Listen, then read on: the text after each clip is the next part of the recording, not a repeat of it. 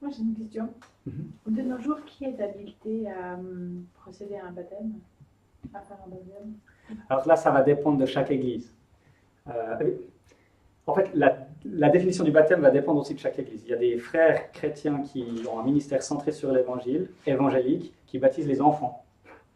Donc voilà, Tim Keller, qui est un voilà, pasteur, il est presbytérien, il baptise les enfants. Alors je pense que c'est faux, mais en fait c'est ok, hein, on est, on est d'accord de pas d'accord là-dessus, mais nous en tant que baptistes, ça va dépendre de chaque église. Il y a des églises qui vont dire non, c'est que les anciens ou les diacres, donc des gens qui ont une fonction dans l'église. Nous, ici, on n'en a pas discuté, mais moi, je serais d'avis que n'importe quel membre chrétien baptisé, n'importe quel chrétien authentique peut baptiser. Parce qu'il n'y a pas de réglementation dans le Nouveau Testament à ce sujet. Donc, mais si tu baptises quelqu'un, ta responsabilité, c'est que la personne, elle ait vraiment bien compris l'évangile, qu'elle ait bien compris ce que c'est être chrétien, puis à quoi elle s'engage dans son baptême. Mais et puis, ça doit se faire dans le cadre d'une église locale. Là, ce serait pour moi les critères, il faut que ce soit dans le cadre d'une église locale. Je pense que 4 potes, ils ne devraient pas baptiser des gens comme ça.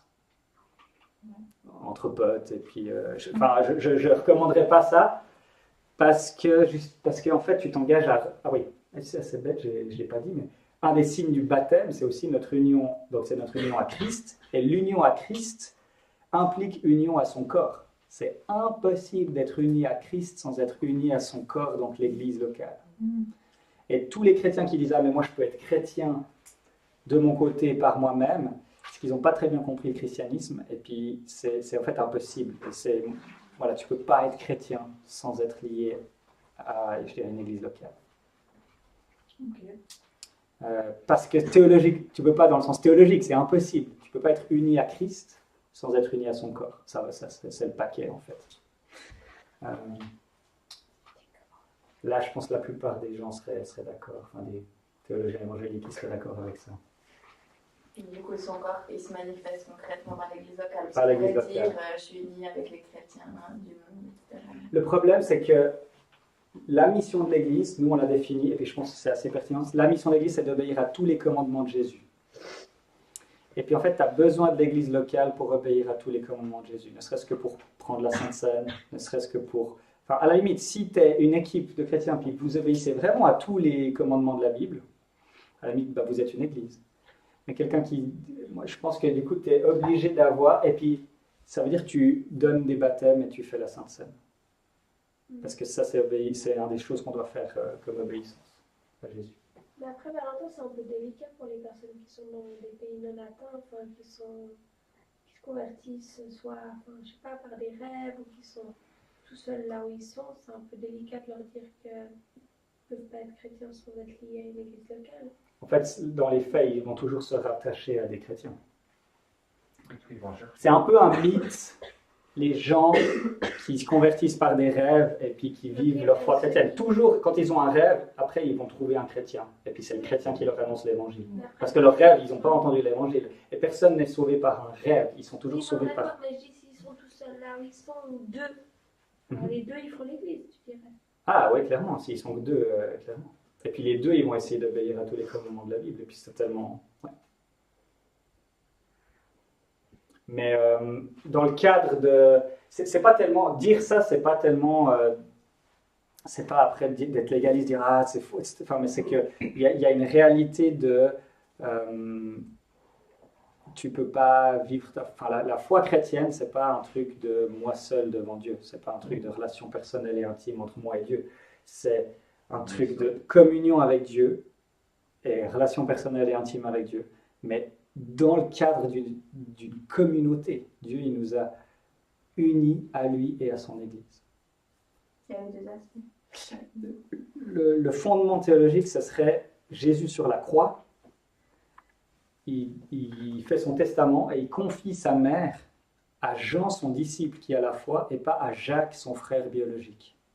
Et le message théologique est incroyablement puissant. C'est que en Jésus, ceux qui ont la foi sont nos frères et sœurs en Christ, et par sa mort et sa résurrection, il crée une nouvelle famille dont les liens dépassent même les liens biologiques.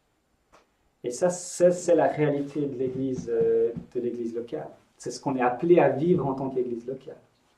Alors ça va au-delà de se rencontrer un dimanche par semaine, enfin évidemment une fois par semaine, et puis ça va au-delà de ça. Ça veut dire être la famille de Dieu, ça demande bien plus que ça.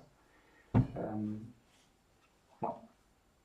Mais c'est une des conséquences d'être uni à Christ, c'est que tu as une nouvelle famille.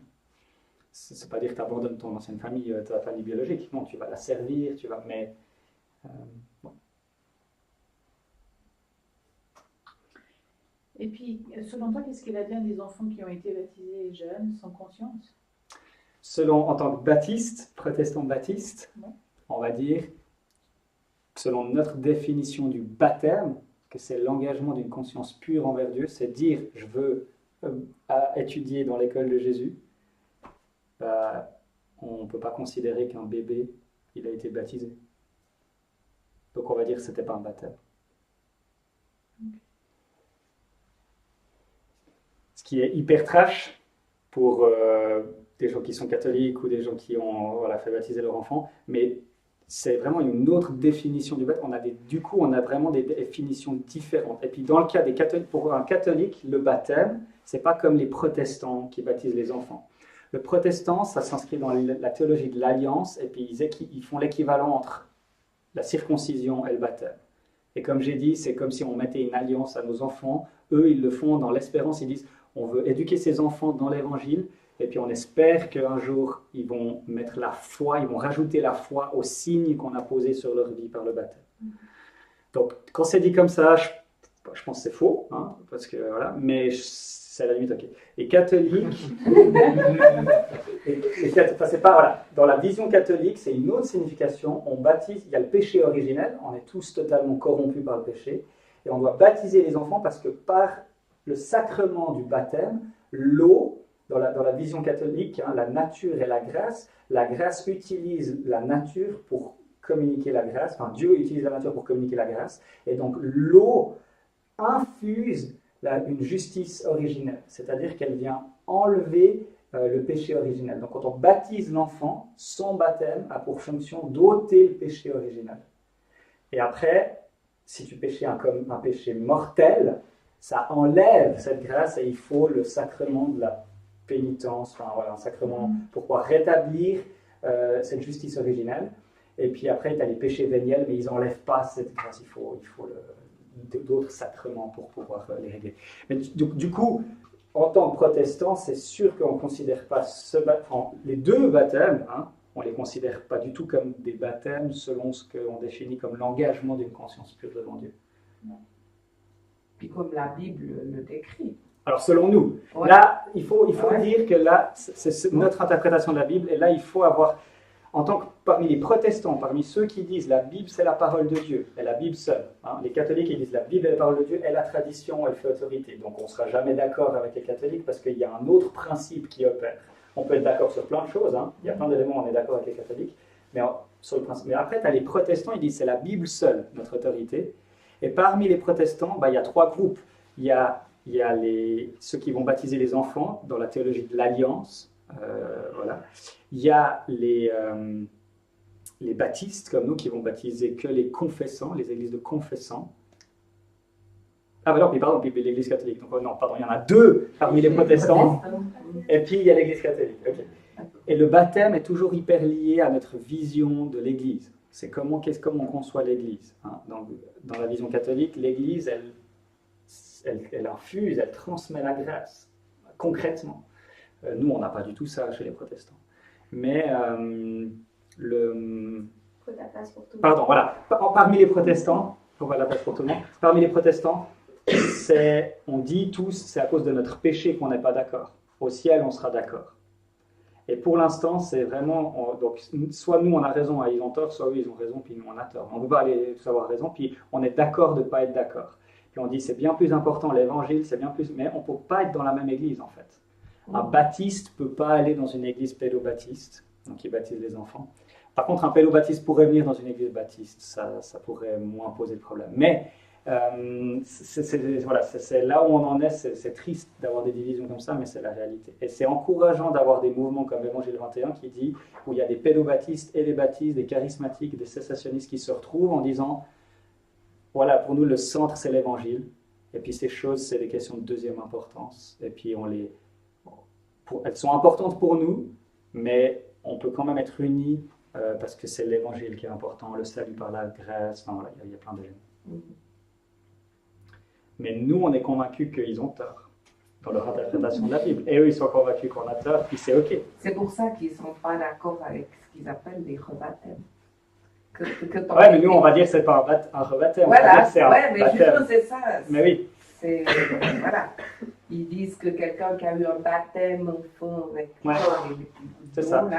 Là, pour eux, ce sera la confirmation. Et puis, que tu vas faire. Puis ils ne veulent pas.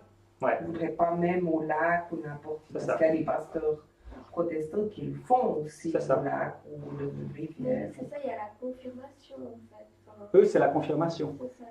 Tu confirmes le signe. Mais le problème, c'est que le baptême, c'est un acte de l'homme envers Dieu. Ce n'est pas un signe de grâce, comme c'est souvent dit dans ces milieux-là. Mais dans l'église selon notre interprétation, il y a quand même... Enfin, moi, je me souviens que j'ai fait un truc un peu comme la confirmation, au culte des rameaux. Enfin, c'était un truc genre... Mais pourquoi je n'étais pas baptisée? Non, mais c'est ceux qui font le cathète. Ouais. Ceux qui ont été baptisés, soit ils peuvent confirmer ou juste recevoir la bénédiction catéchumène, s'ils ne veulent pas marcher en chrétien. Et puis... Mais je n'étais pas baptisée. Non, toi, du coup, tu aurais pu te faire baptiser. Des fois, ils font des baptêmes. Ils appellent plus ça une confirmation. Non, c'est la bénédiction catéchumène, mais ils peuvent demander. Pour faire tout, ceux qui sont baptisés mais qui veulent, ils sont baptisés plus confirmés. Voilà. Ils font un espèce de buffet. Choix. Mais c'est ça, dans les. Après, ce qu'il faut savoir, il ne faut pas associer. Le problème, c'est que nous, ce qu'on connaît, ceux qui baptisent les enfants, c'est les libéraux, à l'église protestante évangélique vaudoise, où il y a des pasteurs qui ne croient pas que la Bible c'est la parole de Dieu, etc. Mais il faut savoir qu'il y a des chrétiens évangéliques qui baptisent les enfants, et puis c'est des vrais chrétiens. Voilà. Et puis on n'est pas d'accord sur le fait qu'ils baptisent les enfants. Mais, ça, je savais pas. Mais ouais, alors, en fait, c'est ça. Qui baptisent. Mais une fois qu'on comprend leur logique, c'est logique. Enfin, c'est logique. Dans le sens, c'est pas la même logique que dans l'église libérale. Parce qu'un théologien libéral, il est libéral, donc il sait même plus pourquoi il baptise les enfants, donc ils inventent des trucs un peu ridicules. Mais certains savent, mais la théologie, c'est la théologie de l'alliance. C'est que Dieu a fait alliance. Le Père, le Fils et le Saint-Esprit, ils ont fait alliance, c'est l'alliance de rédemption. Et il y a l'alliance des œuvres, Adam et Ève. Moi je ne crois pas ça, c'est jamais, mais je crois pas. Adam, il aurait pu, s'il avait obéi, Adam, on aurait eu plein, mais Adam a désobéi à l'alliance des œuvres, il n'a pas mérité son salut. Et du coup, il y a l'alliance de grâce. Et il y a une alliance de grâce qui couvre l'Ancien Testament et le Nouveau Testament. Et puis, cette grâce, elle parvient par différentes alliances. Et dans l'Ancienne Alliance, c'est l'alliance où tu as la circoncision. Et puis, c'est comme ça que comment tu es dans le peuple de Dieu, c'est tu es circoncis, c'est un signe. Et puis, c'est ta foi après qui va montrer si tu es un vrai juif ou non. Ce n'est pas le signe. Mais le signe, il est mis sur les enfants. Et puis, parce qu'ils disent qu'il y a une alliance de grâce, il n'y a pas tellement de différence entre l'ancienne alliance et la nouvelle alliance. Le seul truc qui change, c'est qu'on a différents modes opératoires. Dans l'Ancien Testament, ils étaient aussi sauvés par grâce, dans la foi dans le Messie, c'est ce vers quoi pointaient les signes, les sacrifices. Et puis dans le Nouveau Testament, on est un peu plus sûr, on est beaucoup plus sûr d'être sauvés, mais il n'y a pas énormément de différence. Et puis, du coup, maintenant, le signe, on est dans la nouvelle alliance, et dans cette nouvelle alliance, le signe qui remplace la circoncision, c'est le baptême. Et il se base sur Colossiens. Et nous, on se base sur ce même passage pour dire que c'est ça. Donc là, il y a un vrai débat d'exégèse et de théologie, mais ça s'inscrit dans une logique que c'est le même Dieu de grâce qui a agi, mais juste, il a utilisé des moyens différents dans l'Ancien que dans le Nouveau. Alors que nous, on va plutôt marquer dans la Nouvelle Alliance, et une Nouvelle Alliance, il y a une nouveauté. Voilà. Mais il y a aussi, ça a aussi du sens, entre guillemets, sur la manière dont tu veux accompagner tes enfants dans leur vie chrétienne, comment tu veux les considérer avec ce baptême pour enfants. Du coup, les enfants sont membres de la communauté de l'Alliance, en fait. Mais ils ne sont pas forcément membres du... Oui, alors c'est un peu compliqué parce que... C'est pas forcément membre de l'Église avec un gros. Ouais, alors, mais même pas en fait, parce qu'en fait ils sont... Alors selon eux, ils disent que du coup les enfants sont mieux intégrés parce qu'on les considère comme faisant partie du peuple de Dieu.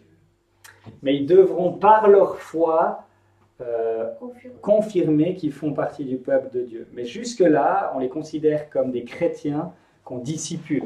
Tandis que nous, on considère les enfants comme des non-chrétiens qui doivent se convertir. Et puis, mais on va aussi leur renseigner l'évangile et les inviter. Donc c'est vrai que là, c'est différent dans comment on accompagne les enfants. Maintenant, c'est très caricaturé comme je dis là, hein, mais tu peux avoir une très bonne prise en charge des enfants dans une église baptiste. Eux, ils n'ont pas forcément une meilleure prise en charge. Mais... Après, la question, c'est à savoir à partir de quel âge tu considères qu'il y a une conscience pure, l'engagement d'une conscience. Alors moi, je suis prêt à baptiser un enfant. Les baptistes, ils baptisent des enfants. Mais ça veut dire que